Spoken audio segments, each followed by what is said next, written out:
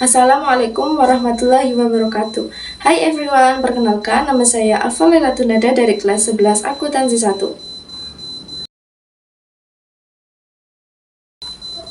Tahun 1998 menjadi titik balik penting dalam sejarah Indonesia. Reformasi membawa perubahan besar dalam sistem pemerintahan dan kehidupan masyarakat. Sejak reformasi, Indonesia mengalami banyak perubahan ke arah yang lebih demokratis. Masyarakat memiliki kebebasan berpendapat, pemilu dilakukan secara langsung, dan kekuasaan pemerintah mulai dibatasi.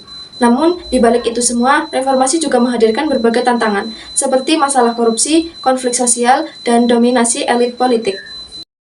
Untuk lebih jelasnya, berikut adalah evaluasi mengenai dampak reformasi dan arah perkembangan demokrasi di Indonesia. Yang pertama, dampak positif reformasi, perubahan tatanan. Demokratisasi politik, sistem multipartai diberlakukan kembali, memungkinkan partisipasi politik yang lebih luas dan kompetitif.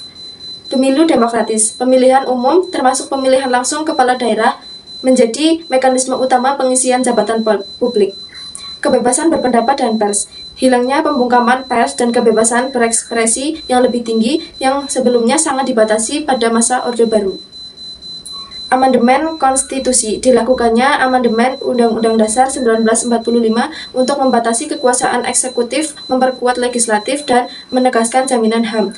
Desentralisasi otonom daerah, pemindahan wewenang dari pusat ke daerah untuk mendorong pembangunan yang lebih merata dan responsif terhadap kebutuhan lokal. Yang kedua, tantangan dan dampak negatif, problematika.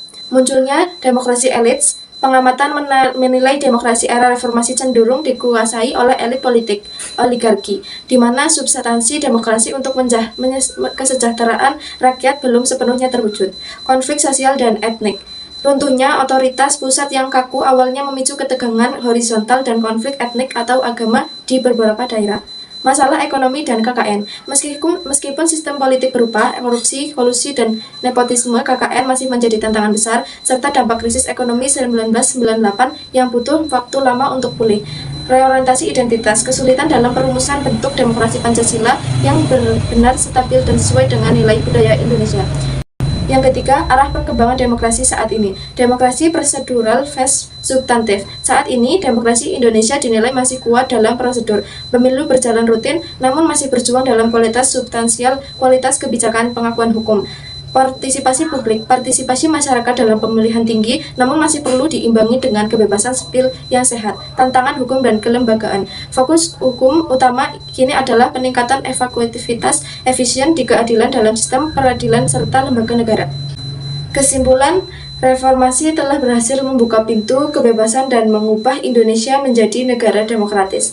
Namun, arah perkembangan demokratis ke depan masih menghadapi tantangan besar, khususnya dalam menjamin demokrasi substantif yang tidak hanya prosedural, tetapi juga menghasilkan keadilan sosial dan kesejahteraan ekonomi.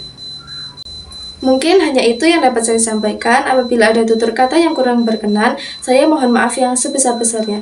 Thanks for watching. See you.